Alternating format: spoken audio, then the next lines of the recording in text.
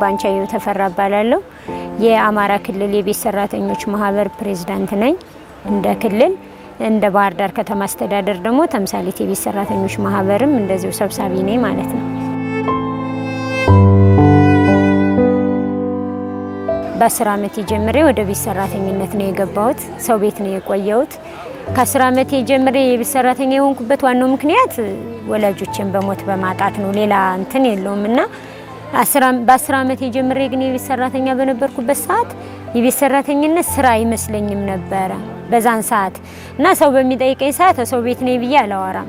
ካጎት ጋር ካክስት ጋር እንዳለው አድርጌ ነው ማወራ። ምክንያቱም ስራውን እንደ ስራ ካለ መቁጠር የተነሳ ማለት ነው።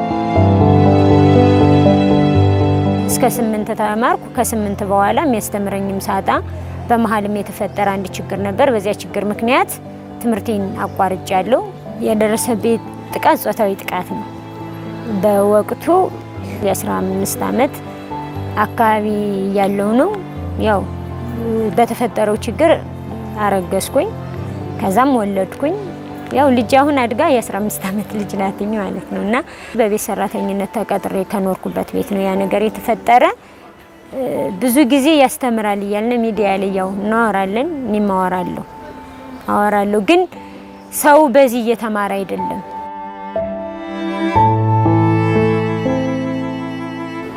ልጅ አሁን የ8ኛ ክፍል ተማሪ ናት። የሚገርመው እኔ የደረሰብኝ እንዳይደርስባት ከማለት አንፃር ማስተምራትም የግል ትምህርት ቤት ነው። ያው ተመላላሽ እየሰራው ቺፕስ ጠብስ ነበረ። ይሄ ሁሉ እያደረኩኝ የግል ትምህርት ቤት እንድትማርና የኔን ጥቃት ደግሞ አስተምራታለሁ። በደንብ አድርጌ ነግራታለሁ። ያ እንዳይደርስባት ተምራ የት ደረጃ መድረስ እንዳለባት እየነገርኩ በአሁኑ ሰዓት በጣም ጎበዝ ተማሪ ናት። እንዲህ አይነት ማህበር ሲመሰረት ደግሞ የሚያውቁ ሰዎች ስለነበሩ ዛውድ የቴሌቪዥን ፕሮግራም ዛውድ እንግዲህ ሳላመሰግን ማለፍ አልፈልግም። እነሱ ናቸው ባለውበት ፈልገው ከዚህ ማህበር መስራች አባል እንደሆነ ያደረጉኝና አልገባኝም ነበር። የቤት ሰራተኞች ማህበር ሊመሰረት ሲሉኝ አይ እኔ እኮ አሁን ከቤት ሰራተኝነት ወጥቻለሁ፣ ተመላላሽ እየሰራው ነው፣ ከተመላላሽ አልፎ ደግሞ አሁን ቺፕስም እየጠበስኩ ነው ብዬ ባልኳቸው ሰዓት የሚያካትተው ተመላላሽ የቤት ሰራተኛን ከዘመድ ጋር ተቀጥራ የምትኖር የቤት ሰራተኛን እና ከአረብ ተመላሽ የቤት ሰራተኛን ነው አሉ ብለው በጠየቅ ይሁን ልየው ብዬ ገባው። ለአንድ አመት ያክል ማህበሩም እንቅስቃሴ ያልነበረውም እውቅና ብቻ አስገኝተ ነው ቁጭ ብለን ነበረ። 2012 ላይ ሲቢኤም በጀት ይዞ መጥቶ ቀጥታ ስልጠና ከገባው በኋላ የነበረው ነገር ግን በጣም ስሜቴን እየነካው በቃ በባዶ እግሬ ሁሉ ሂጄ በየመስሪያ ቤቱ ጉዳይ ያስፈጽም ነበር። ምክንያቱም በጣም ውስጥ የተነክቶ ስለነበረ እና ከዛ በኋላ ነው ስሜቴ እየተቀሰቀሰ በእኔ የደረሰውማ በእህቶቼ መድረስ የለበትም፣ እኔ የተበደልኩትን በደል እነሱ ተበድለው ማየት አልፈልግም በማለት እየዞርኩኝ ይህንን እንቅስቃሴ የጀመርኩትና በጣም ስሜታዊ የሆንኩት ከስልጠና በኋላ ነው። ሰው እንኳን ቀና ብዬ ማየት አልችልም ነበር ከደረሰብኝ ችግር ከደረሰብኝ መከራ አንፃር። መጨረሻ ላይ ማህበር መጣ። የተለያዩ ስልጠናዎች ተሰጡና የህይወት ክህሎት፣ ስነ ምግባር እንዲሁም ደግሞ ተግባቦት የተለያዩ ስልጠናዎች ተሰጡና ራሴን ኢምፓወር ማድረግ ጀመርኩኝ። ትምህርቴንም መማር ጀመርኩኝ። በአሁኑ ሰዓት እዚሁ ከማህበሩ ተቀጥሬ እየሰራው ነው ያለው ማለት ነው።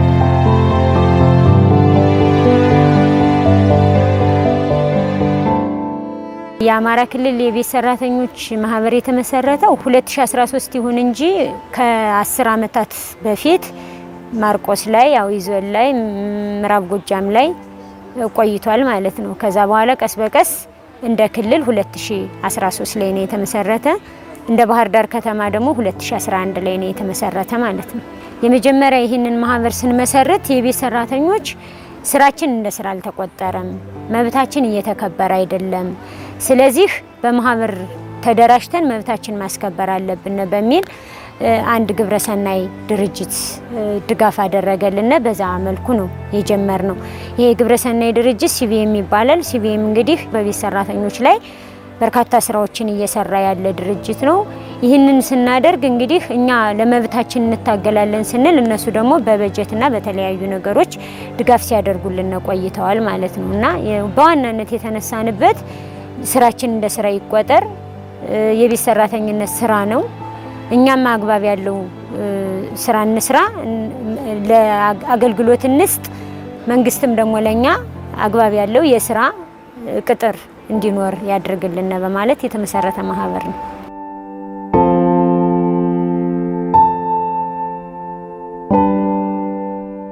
ጥቃት የደረሰባቸው የቤት ሰራተኞች ፍትህ እንዲያገኙ ከተለያዩ አጋር አካላት ጋር እንሰራለን። ከስራና ስልጠና ጋር፣ ከሴቶች ህጻናት ጋር፣ ከፖሊስ ጋር እንዲሁም ደግሞ ከአማራ ሴት ፌዴሬሽን ጋር በጋራ ነው የምንሰራ።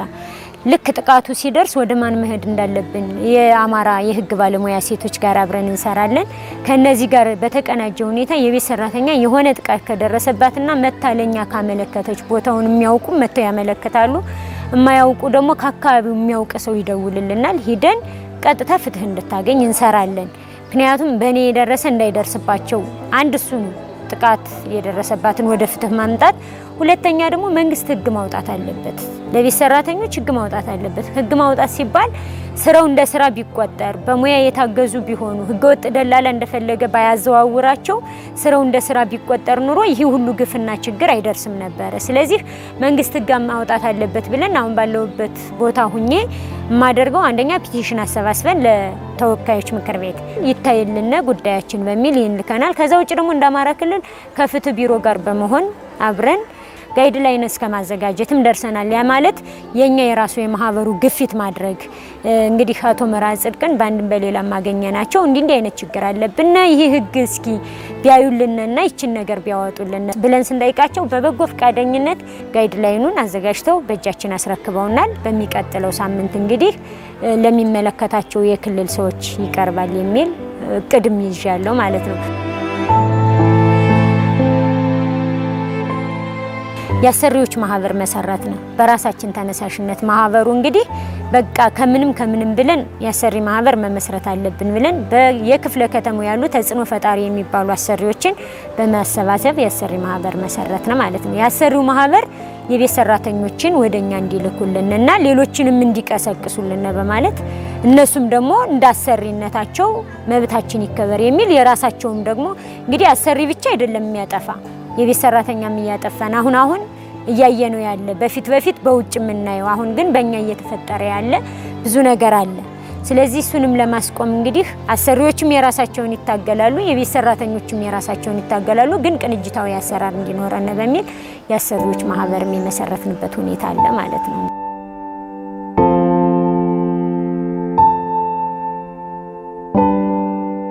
ሻይ ቡና በምናደርግበት ሰዓት ችግር የደረሰባት የቤት ሰራተኛ ካለሽ ግልጽ ነው። ከዚህ ላይ ከኛ ላይ ምንም መደባበቅ የለም። የደረሰባቸው ችግር እስኪ ገጠመኛለሁ እንላለን። በዚህ ሳምንት የገጠማችሁ ካለ፣ በዚህ ወር የገጠማችሁ ካለ ብለን ይናገራሉ። በግጥም መልኩም የሚያቀርባሉ። የገጠማቸውን ችግር በግጥም መልኩ፣ በድራማ መልኩ ድራማ ሁሉ ይሰራሉ። በጣም ጠንካራ ማህበር ነውና እንደዛ አድርገው እንወያያለን። ሻይ ቡና እንላለን። ሻይ ቡና የምንለው አመራሩ ራሱ እያዋጣ ነው፣ ከኪሳችን ነው የምናዋጣው። የማህበሩን ብርም አንነካም በማለት ከአካውንት አይወጣም። ምንድነው የምናደርገው? ሁሉም ከየኪሱ እናዋጣለን። 50 ብርም 100 ብርም እንዳለና እያዋጣነ ነው ሻይ ቡና እዚህ የምናዘጋጀውና ቀረቤታችን በጣም እንደውም የመረዳጃ ማህበር አለ። ችግር የደረሰባትን የቤት ሰራተኛ ከዛ ከመረዳጃው ብር አውጥተው ሄደው ጠይቀው ይመጣሉ። ከዛ ባሻገር የግል ቁጠባ አላቸው። የግል ቁጠባቸው አሁን ከ100 ምናምን ሺህ በላይ ደርሶላቸዋል። በዚያ የግል ቁጠባም ደግሞ በወር አንድ ጊዜ ተገናኝተው በዚያም ውይይት ይወያያሉ ማለት ነው እና ቀረቤታችን በጣም ከእህትም በላይ ነው።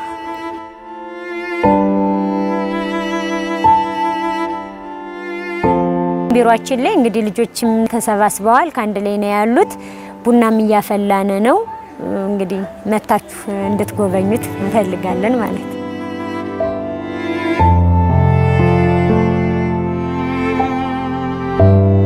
ሰላም ናችሁ?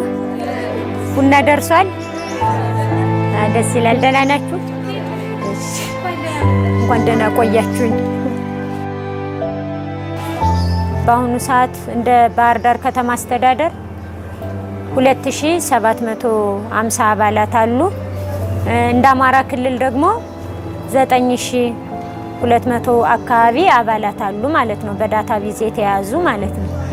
በአመት አንድ ጊዜ ደግሞ ክልላዊ መድረክ አለን። ከዚሁ ባህር ዳር ላይ ክልላዊ መድረክ አለ። በዚያ ክልላዊ መድረክ እንወያያለን። እንዴት ነው የቤት ሰራተኞችን እንዴት ነው መንግስትን ህግ እንዲያወጣ ግፊት የምናደርገው እንዴትስ ነው ብንሰራ ነው የሚያስኬደን የሚለውን ተወያይተን ደግሞ እቅድ ይዘን የአመት እቅድ ወይም የ6 ወር እቅድ ይዘን እንሄዳለን።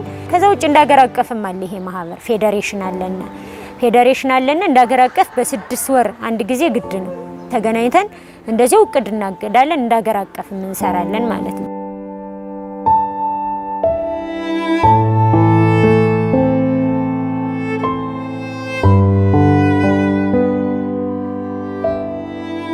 በራሳቸው ጥረት ማህበሩን እውቅና እንዲያገኝ አድርገዋል እና ማህበሩ እውቅና ሲያገኝ ግን ብዙ የሚያስፈልጉት ነገሮች ነበሩ። ቢሮ ያስፈልጋቸዋል፣ ሰፊ አባላት ማብዛት ይጠበቅባቸዋል። ለዚህ ደግሞ ሰፊ የግንዛቤ ስራ መሰራት አለበት እና በየተቋሙ አብረን እየዞርን በየትምህርት ቤቶች እየዞርን የግንዛቤ ስራዎችን እንሰራ ነበረ። ከዛ ባሻገር ቢሮም እንዲያገኝና ማህበሩ ሰፊ የህብረተሰብ አካል ያለው ስለሆነ ቢሮ እንዲያገኝም እንዲሁ ስፔሻሊ ይሄን ቢሮ እንዲያገኙ እኛ ተቋም ትልቅ ሚና ተጫውተዋል። በየክፍለ ከተማው ደግሞ እንደዚሁ ቅርንጫፍ እንዲያገኙም ከክፍለ ከተማ አመራሮች ጋር ሰፊ ስራ ሰርተናል።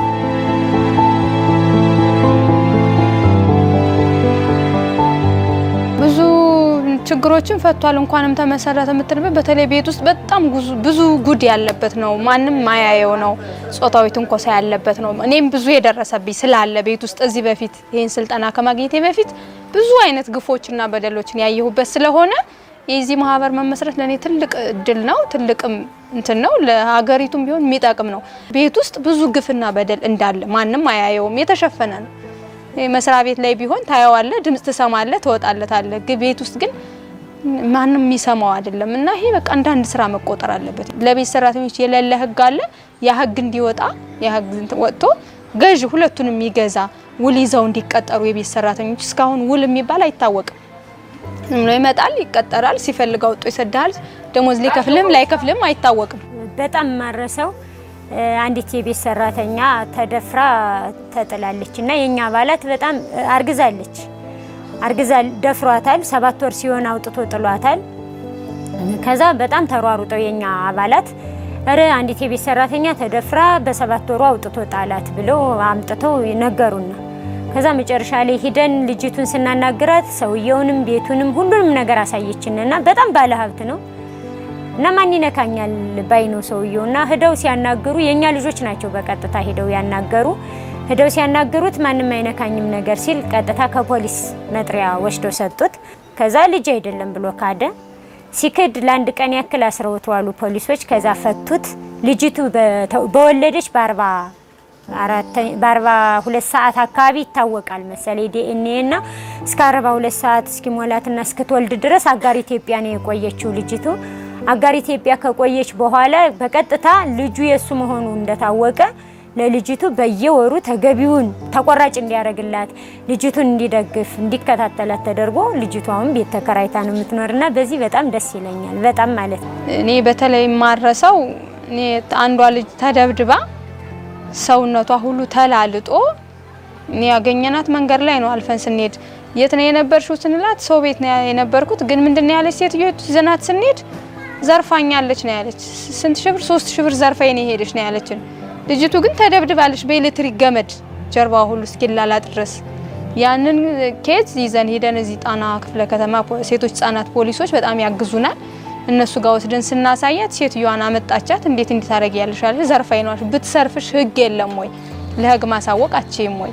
ያንን ኬዝ ሁሉ ተፈቶ ልጅቷም ወደ ቤተሰብ እንድትቀላቀል የሆነበት ጊዜ ነበርና እድሜያቸውም ለእንትን ያልደረሱ ነው የምታገኛቸው 15 አመት 14 አመት ማለት ቤተሰብን ለማገዝ ነው የሚመጡትና ነገር ግን መጣው ሙያም ስለሌላቸው የሚደርስባቸው ግፍና በደል ይሄ ነው ብለን ልትቆጥረው አትችልም። የሚመጡትም የሚያመጣቸውም ህገወጥ ደላላ ነው። አምጥቶ ያስገባታል፣ የራሱን ብር ይዞ ይሄዳል። ልጅቱ ምን ጋር ትድረስ ጤነኛ ትሁን ምን ትሁን እንኳን የሚያውቀው ነገር የለም። ሰዎቹና ማናቸው አያውቅም። አምጥቶ ጥሏት ይሄዳል። የምትጎዳው ግን ያች ሴት እህታችን ናት የምትጎዳውና ይሄን ችግር ከመቅረፍ አኳያ ማህበሩ መደራጀቱ ለኛ በጣም ትልቅ ጥቅም ነው። ብዙ ዕውቀት አግኝተንበታል። ይሄ ማህበር ከተቋቋመ በኋላ የተለያዩ ችግሮች በሰፈር ወይም ደግሞ በአካባቢ ሲኖሩ እንዳላልፍ አድርጎኛል። ይሄ ማህበር ማለት መብትና ግዴታን ስላወቅኩኝ የሆነች የቤት ሰራተኛ ተጎድታ ነበር በሰፈርና ከዛ ልክ ስትጮህ ሌላው ሁሉ አይ የቤት ሰራተኛ ናት ብሎ ሁሉም ወደ ቤት ገባ። 3 ተኩል አካባቢ ነው። በነገራችን ላይ ይሄ ማህበር ባጅ አለው። እንደ ቀበሌ እንደ ክፍለ ከተማ ሴቶችና ህጻናት ባጅ ሰጠውናል።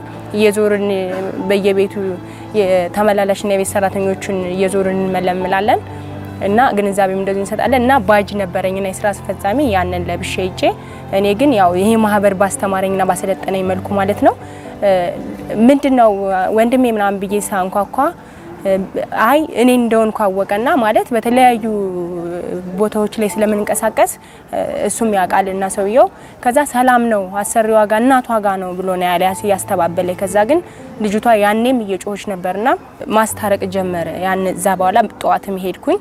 ከዛ ሰላማዊ ሰው ሆኑ ማህበሩ እንዳለ ሲያውቁና ማለት መጠየቅ እንዳለባቸው ሲያውቁ በዛን ሰዓት ደነገጡ ማለት ነው። ይሄ ማህበር ባይመሰረት የቤት ሰራተኛ ተደብድባም ተዘርፋም ተደፍራም መብት እንዳላት እንበዋ ምንም ማንም እንደምንም አይቆጥረውም እና ይሄ ማህበር ከተመሰረተ በኋላ መብትና ግዴታችን እያወቅን እየጠየቅን እየመለስንም ስንሄድ አሁን ህብረተሰቡ ግንዛቤ ወስዶ ይሄ እንደሚጠየቅ ስላወቀ ማህበሩ ከተመሰረተ በኋላ ሁሉም ማለት ማስተዋል ጀምሯል።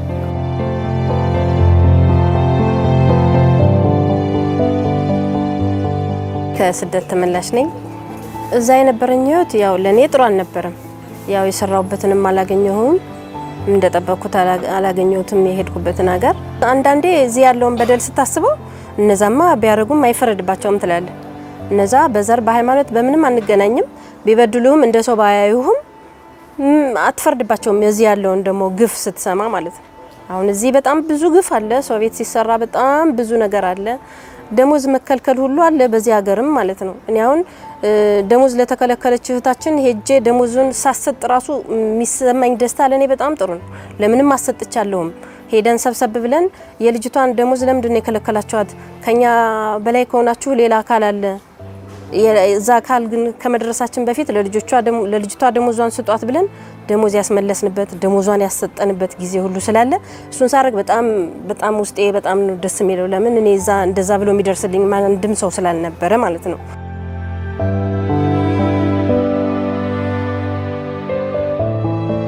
የተምሳሌት የቤት ሰራተኞች ማህበር እድገትና ፍጥነት እኔ በጣም ይገርመኛል። ምክንያቱም ብዙ ማህበራትን አውቃለሁ፣ ግን ብዙ ደጋፊ የሚፈልግ የማህበር አይነት ነው።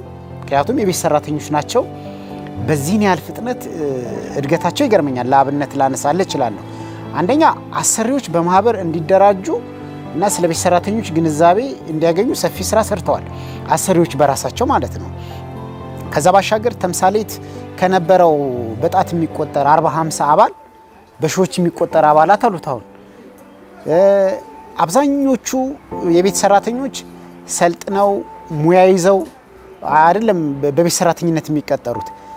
ተምሳሌት ከተደራጀ በኋላ ይሄ ማህበር በመቶዎች የሚቆጠሩ የቤት ሰራተኞች ከቴክኒክና ሙያ ጋር በመነጋገር የቤት ሰራተኝነት ስልጠና አግኝተው ወደ አሰሪዎቻቸው እንዲቀላቀሉ ሰፊ ስራ ሰርተዋል። ብዙ የቤት ሰራተኞች በጣም በሚገርም ሁኔታ የስራው ምን እንደሆነ እንኳን አያውቁ እና ገንዘብ ሲነጠቁ፣ በህገ ወጥ ደላሎች ሲሰቃዩ ብዙ ጊዜ ወሬዎችን እንሰማለን። ተምሳሌት ከተደራጀ በኋላ በጣም በሚገርም ሁኔታ ከኤጀንሲዎች ጋር የግል ስራና ሰራተኛ አገናኝ ኤጀንሲዎች ጋር ጥምረት በመፍጠር የቤት ሰራተኞች የስራ ውል ሲመሰርቱ ከአሰሪዎቻቸው የስራ ውል እንዲፈረም በማድረግ እየተቀጠሩ ነው፣ ውል ይዘው ማለት ነው፣ ሪትን የሆነ እና ማህበሩ የተለያዩ ማህበራዊ ስራዎችን ሲሰሩ ያለው እንደ አካባቢ ጽዳት፣ እንደ ደም ልገሳ እና ብዙ ስራዎች ላይ ሲሳተፉ ያለው እና የማህበሩ እድገት ዘርፈ ብዙ ነው። እኔ ካየሁት አንፃር ማለት ነውና በጣም የሚገርመኝ ማህበር ነው።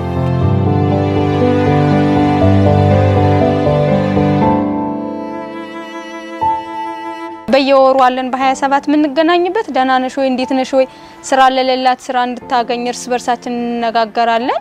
በቃ ያለውን ችግር እንኳን እንደዚህ በየጊዜው ስለምንመደዋወል አለ መገናኘት አለ። ማን ነው ችግር የደረሰበት ማን ነው እንዲህ ያለና ማህበራዊ ነው የእህትና የወንድም የእህትና እህት አይነት ነው። በቃ ማንም እዚህ ላይ ግለኛ የለ። ሁላችንም እንዲሁኝ ስራ አጥቼ እንዲሁኝ እንዲህ ያለኝ እኔ ስራ ትርፍ አለኝ ላገናኝሽ እንዲህ ብለን ያንቺ ችግር ከኔ ይብስ ከኔ አንቺ ትብሽ እየተባባልን ነው እስካሁን እዚህ የደረስነው። ኢቭን በየመስሪያ ቤቱ እንኳን ስንሄድ የታክሲ እንኳን የለንም። የበጎ ፍቃድ ስራ ነው የምንሰራውና ለምን በኔ የደረሰ በሌሎች ልጆች እንዳይደርስ ነው። እኔ በነበርኩበት እዛ ሀገር ብቸኝነቴ በጣም ጎድቶኝም ስለነበር እዚህ ግን ማህበራቸውን ሳይደስ ነው ያለኝ፣ ስብስባቸውን ሳይደስ ነው ያለኝ። በቃ መተጋገዛቸውን መረዳዳታቸውን አንዲት እህት ስትወድቅ እንዴት እንደሚረዷት ምናምን ሱን ሳይ ደስ ነው ያሉኝ። ያው 3 አመት አብሬያለሁ ከነሱ ጋር።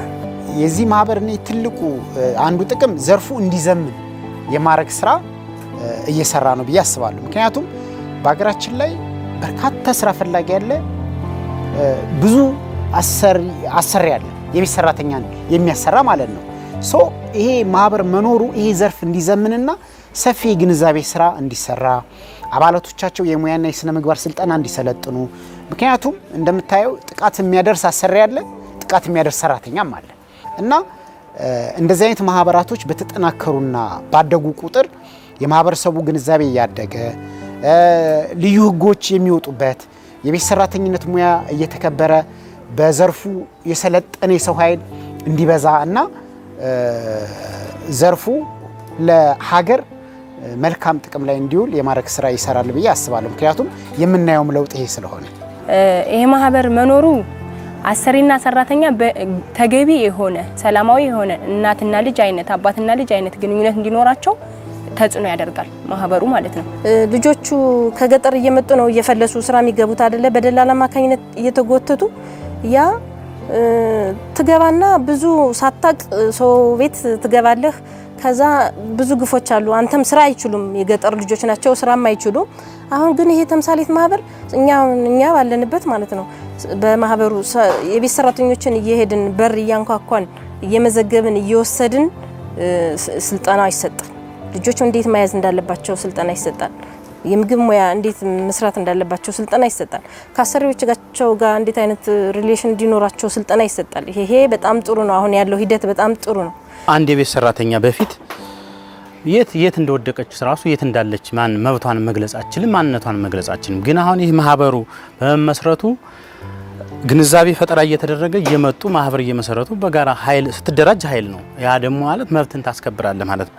በአጠቃላይ እንደ አገር አቀፍ ግፊት ተፈጥሯል፣ ጫና ተፈጥሯል። መንግስት ዓለም አቀፍ ኮንቬንሽን 189ን ስላላጸደቀ ገና የሌሎች ዓለም ሀገራት ስላጸደቁ ያንን ጫና ካላደረክ ለውጥ አይመጣም። ህጉ ጸደቀ ማለት የቤት ሰራተኞች ልክ እንደ ሌሎች ስራ እንዲታይ መደበኛ ስራ ሆኖ እንዲታይ ይሄ አሁን አንድ ለውጥ ነው።